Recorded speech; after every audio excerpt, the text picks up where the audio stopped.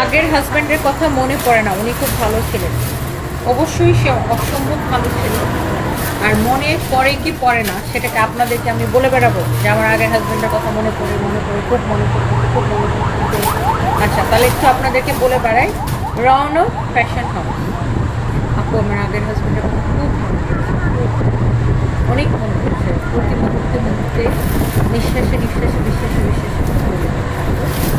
এখন আপনি আমার জন্য কি করবেন? আগের হাজব্যান্ডের কথা মনে পড়ে না, উনি খুব ভালো ছিলেন।